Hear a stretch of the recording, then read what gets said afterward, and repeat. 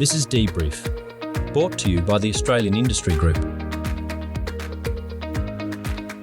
Welcome to DBrief, the podcast that explains industry to policymakers and government policy to industry, and is driven by Australian Industry Group's mission, which is to empower industry success for a better Australia.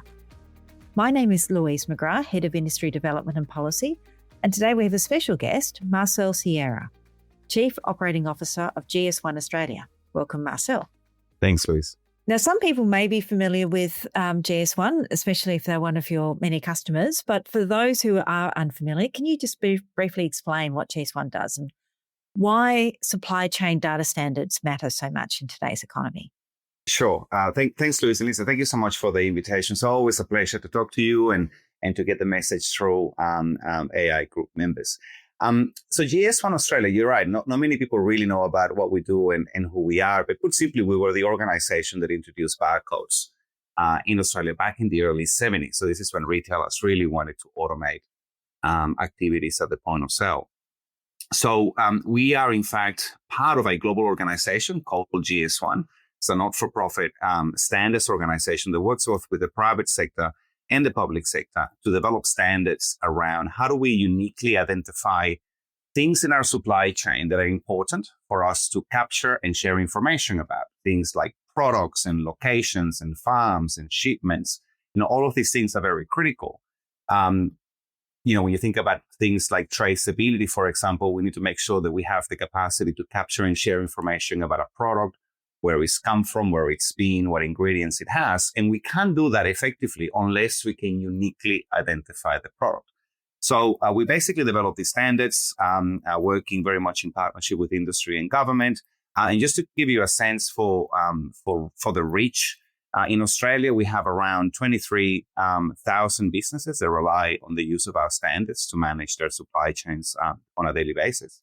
Globally, it's around 2 million organizations that are members of GS1, and we estimate that there's approximately 1 billion products out there that carry a GS1 barcode. Now, why does that matter? Why is that important? Second part of your question.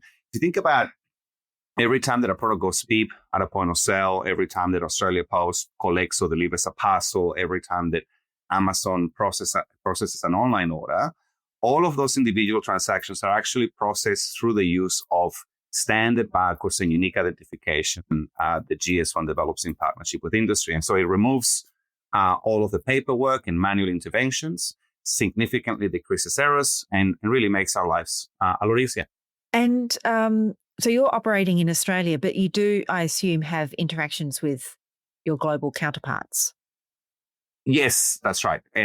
So the standards that the GS1 develops are global standards. And so they don't vary by region.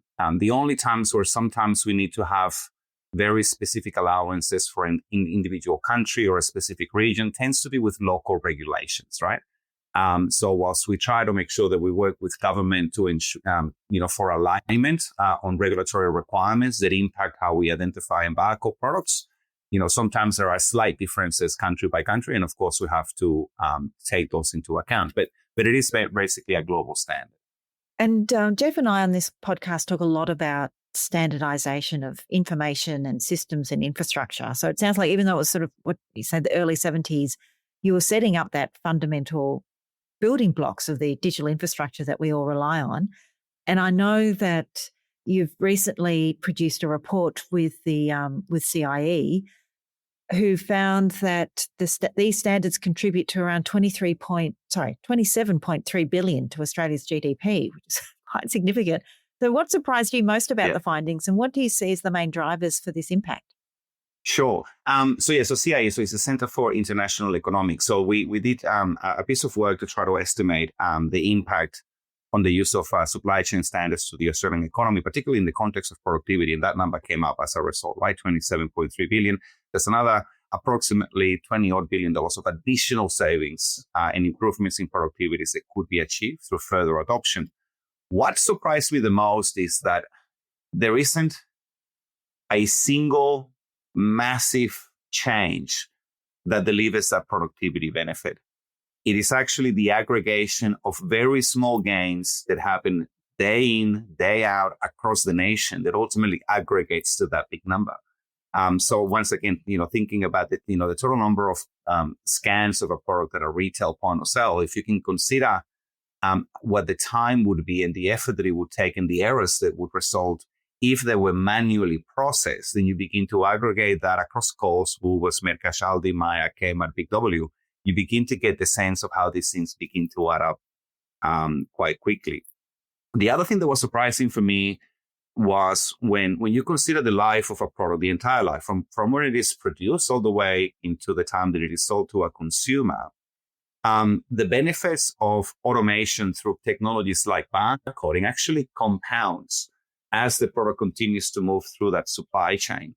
And so that was something that I wasn't necessarily particularly expecting to see. And I guess it's perhaps because of the fact that there's so many kind of hidden manual workarounds that happen when you're manually processing a transaction. Something as simple as getting a product identifier wrong and ordering the wrong product could potentially result in things like extra administration and rework, product returns. You might potentially then have related additional transportation costs, which then has an impact on carbon emissions. And so you begin to see how, as you begin to automate throughout the supply chain, you get that compounding effect that was really interesting. And the drivers for that were very, very simple. So things like common identifiers for our products, having common data structures to define the transactional information that we need to automatically process simply means that the systems between buyers and sellers in a supply chain can just speak the same language. And so the ability to exchange information and interpret information consistently is achieved through the standards. And essentially what you're measuring is the absence of mistakes, which is always a difficult thing.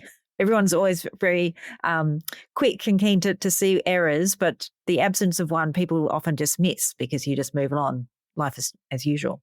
Yeah. Yeah, pretty much. So it's basically the absence of mistakes that result from manual processing of transactions. And obviously the effort and the costs associated with fixing those mistakes is what leads to the productivity benefit. Which is why it's so important, to keep gaining on those incremental benefits, as you say. It's compounding. It's really important to do this work and to understand what the actual impact is in individual sectors. So do you have a real world example, I don't know, perhaps retail or healthcare, of how these standards have made a tangible difference for businesses or consumers? I can give you several examples depending on how we go for time. But just to kind of kick off on retail, because I guess everybody relates Barcodes to retail. It is already in the public domain that Woolworths has been implementing what we call 2D barcodes on their fresh range, things like vegetables, protein ranges, etc. And these 2D barcodes basically allow Woolworths to have not just the product identifier, but also the best before date inside the barcode. So sounds like a very simple thing, but that has led to a 40% decrease in food waste at Woolworths supermarkets on the ranges where they've implemented this technology. Now, the reason for it is because when you have that data embedded inside the barcode, it makes it a lot easier for Woolworths staff to be able to identify products that are approaching their expiry date and more effectively marking them down. And so the number of products that get captured before they reach their expiry date increases, which means that more consumers are buying them, and therefore that leads to less waste. So Woolworths wins because there's less cost. The consumer wins because obviously they're buying products at a discounted price. And it also means that we have less waste and we are better utilizing our national resources, which this week has become a really big issue that we have to address. So that's one example. In healthcare, just to give you another perspective, the New South Wales Clinical Excellence Commission did a review in 2014 where they looked at data in their incident reporting systems regarding medication errors. And they found that about 60% of every incident could have been avoided had barcode technologies been used in the process of administering medications to patients. Now, obviously, when you think about that particular use case, you've got a huge impact on the quality of healthcare that Australians are receiving across not only our public hospitals, but private hospitals as well. But also there's huge hidden costs in that. A medication error will typically lead to further treatment. It will typically also lead to further hospital stays. And all of these things begin to compound to add more costs and inefficiencies to the sector. So, and then the final example, just to kind of complete things around in terms of some of the different sectors, we currently completed a project, and the report hasn't been released, but let's just say a large construction site where a rail crossing is being removed in one of our major states. And the analysis basically shows that approximately 1% to 2% of the entire building and construction costs can be eliminated through the efficiencies that can be found through the use of barcoding, RFID, and other supply chain data standards in the supply chain. Now, 1% to 2% doesn't really sound like a lot. But if your total budget is around 50 billion to have a big construction program, then you could be saving $500 million, which can go a long way to help younger Australians get into the housing market, for example. And I think what's great about those last two examples, often healthcare and construction are dismissed as opportunities for productivity, for process improvement. People, sometimes say, well, both are very labor intensive. And people say, well, you can't, digitalize these, people away and all that kind of stuff. But again, removing errors, improving the supply chain certainty, having more traceability. I mean, ironically, both in medical and in construction, it's increasingly important to know where products have come from and who's had, who's touched them for all sorts of reasons, health, as you say, but also carbon footprint and the like. Well, thanks, Marcel. So we'll have a break now, and then when we come back, we'll think about the future and where we see barcodes going. The largest Australian workplace changes in over a decade Underpaying workers could result in crippling fines. There'll be new rules about when a casual employee has the right employees will have the right to disconnect. Workplace laws are changing. Pay attention or pay the price. Safeguard your business with Australian Industry Group. The legal experts at Australian Industry Group will help you navigate the new legislation and prepare your business for the changes. Become a member today at aigroup.com.au. And welcome back. And we're speaking with Marcel Sieira, Chief Operating Officer of GS1 Australia. We've just heard about the significant economic impact and productivity improvement gained from using barcodes in a number of sectors. But this is, while it's relatively old technology, the 70s, I'm not what we call old now, but it is relatively old. There's still a long way to go, and there's a lot of exciting things happening. So, Marcel, what do you think are the most exciting opportunities for innovation in GS1 standards? Is it 2D barcodes, RFID, digital product passports? Yeah, there's so many options for innovation through the use of technology that is based on supply chain standards, Louise. I mean, I guess for me, if I was to pick one, it will probably be 2D barcodes. And the reason why I picked 2D barcodes is because as a potential source of innovation, it can be accessed by businesses big and small. It is not the type of technology where you really need to be making significant investments, right, to be able to get the benefits from innovating with the technology. So I see that that would be one where we're certainly putting a lot of focus. We're working with an increasing number of organizations and industries, and we're starting to see quite a lot of really cool things happen out there in industry. For example, you were talking about the construction sector before. One of the things that we're starting to see with building and construction products with the use of 2D barcodes is the ability to link that individual product to compliance certificates. And so when building products are arriving on site, a site manager could potentially scan products into the construction site as part of a delivery, and not only basically automatically update inventories and things like that, but that same scanning process can give access to certifications from a compliance perspective. So that's one example that we're seeing in construction. In the food and grocery sector, we're starting to see a significant increase in the adoption of 2D barcodes around what we call digital labeling, right? So this is basically communicating with consumers by enabling them to access product information via the 2D barcode. Now, why is that exciting? Well, it's exciting because all of a sudden you can begin to communicate with consumers in a much more targeted way. You could potentially deploy your label information to consumer in multiple languages, just as one example. And you've got the ability to interact with the consumer directly as a brand. That creates a huge amount of data insights that you can use to better understand your product dynamics within different markets and be able to use that to feed into brand building activities. And one of the things that we've recently started to see is that regulators are beginning to pay much more attention to digital labels. And so, is there potential in the future for some regulatory data related to products to be available in a digital form rather than on a printed form? Why is that a good idea? Well, if you're a food manufacturer and you have to change your product regulatory data, today you have to change the label. And that's a significant amount of cost to businesses that could be easily removed if we can use digital technologies to communicate this type of information with consumers. We're seeing the barcodes being used for the tracking and tracing of recycled materials.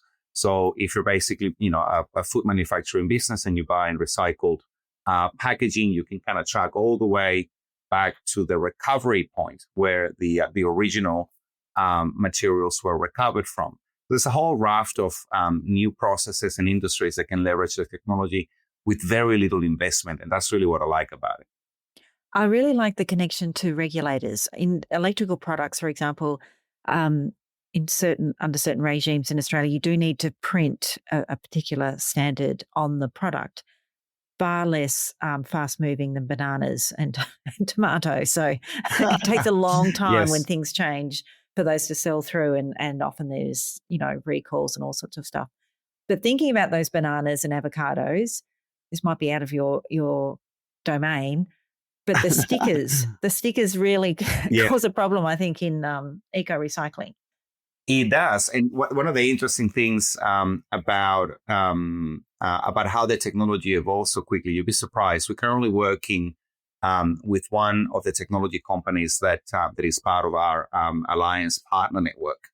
So they have the technology in Australia today that allows you to laser etch a QR code directly onto the skin of certain types of fruit and vegetables. So you can completely remove the sticker. You not only can avoid the sustainability impact, but you avoid somebody choking on it by mistake potentially.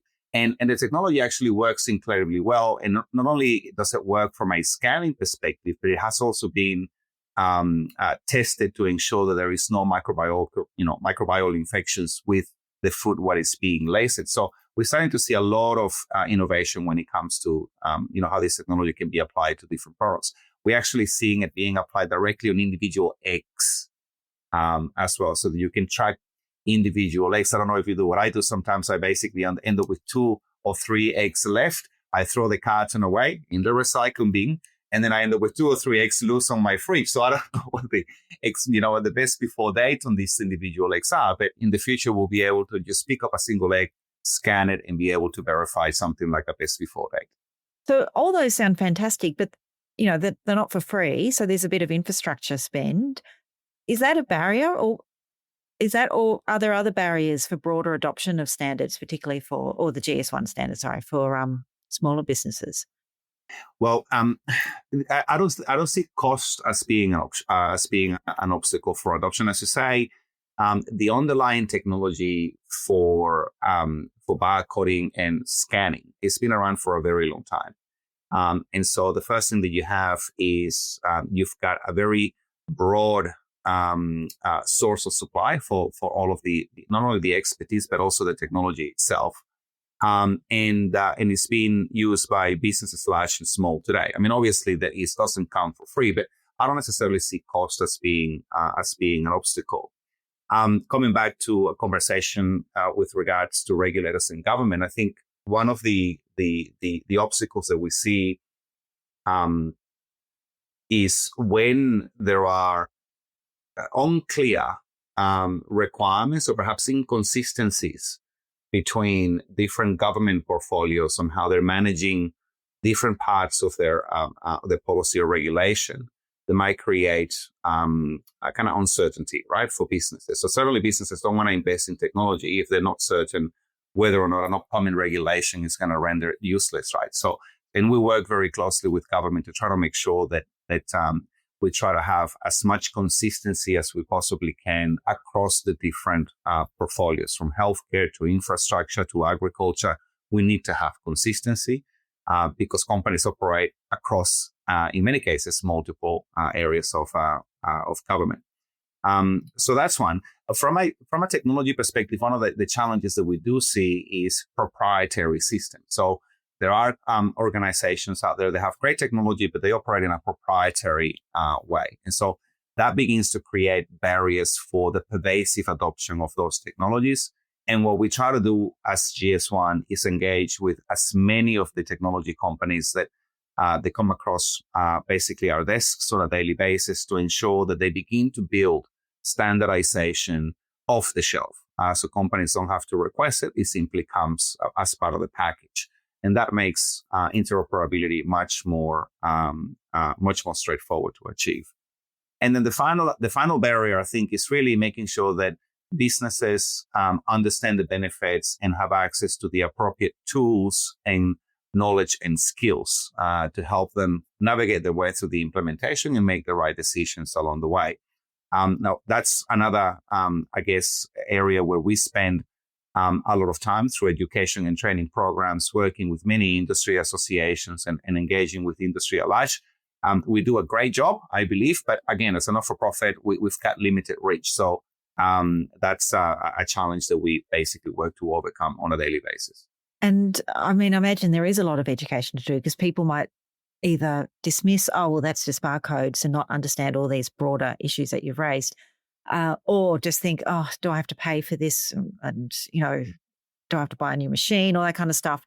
But what's the one big myth or misconception of GS1 or supply chain standards that you'd like to address, if you could? Oh, there's quite a few. The myth that we hear oftentimes, probably the most, is that there is some sort of meaning in the barcode number.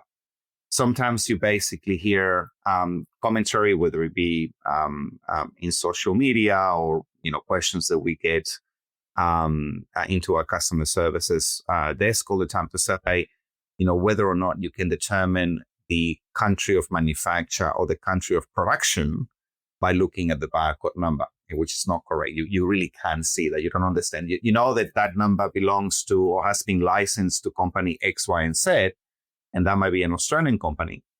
But the manufacturing facilities could be in Singapore, or it could be in South Korea, or it could be anywhere else. So it doesn't really tell you that. So that's a big misconception.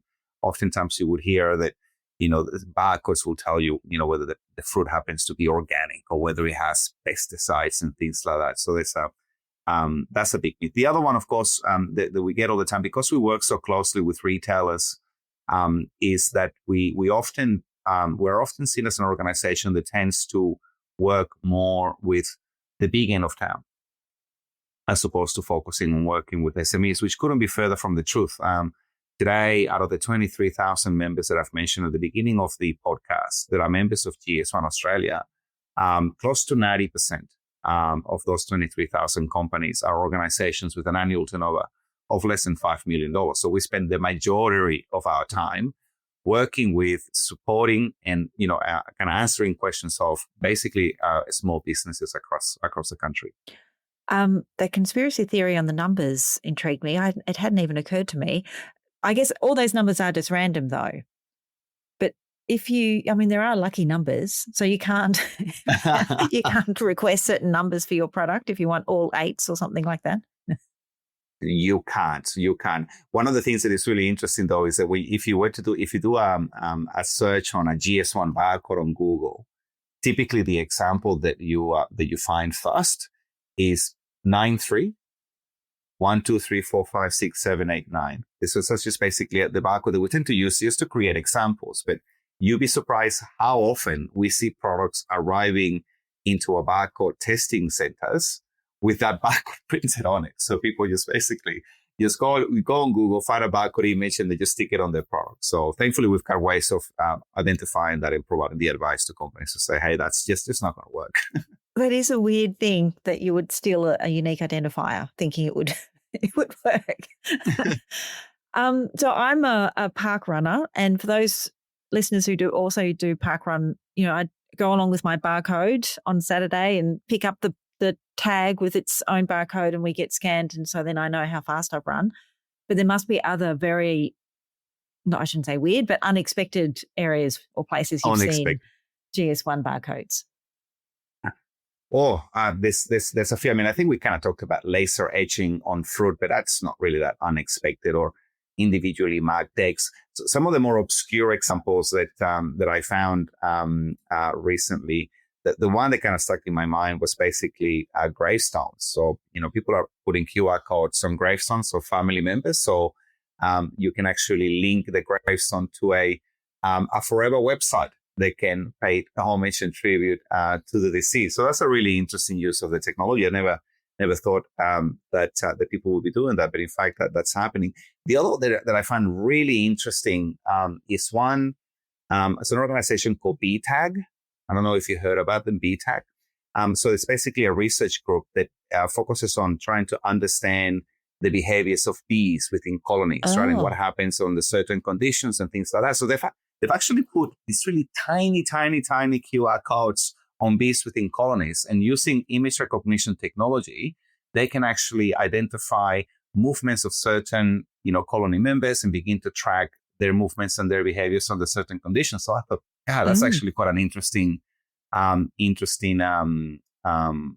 approach. And for all the pet owners out there, if you've got a pet and you're struggling to put all of the information around, how to contact you in case your pet get lost, one thing that you could potentially consider, instead of just having your telephone number on the collar of the pet, is put a QR code with information about how to contact you and all of that sort of stuff. So those are just some of the examples that we've recently come across that are a little bit creative and innovative ways of using the technology. Yeah, I mean, they're all great examples because it's really about sharing information. It is, exactly. That's right. And so, when you think about that's exactly what the technology does, then really the possibilities are endless, right? Yeah. Well, that's fantastic. Thanks very much, Marcel. That's all we've got time for today. But thanks for listening to DBrief. If you found this podcast via the AI Group website, please do subscribe on your usual podcast platform so you don't miss an episode. And if that platform lets you leave a review, please do take the time to leave one. My name's Louise McGrath, and if you have any comments or questions, please email industry.policy@aigroup.com.au, and we'll speak in a couple of weeks. Thanks.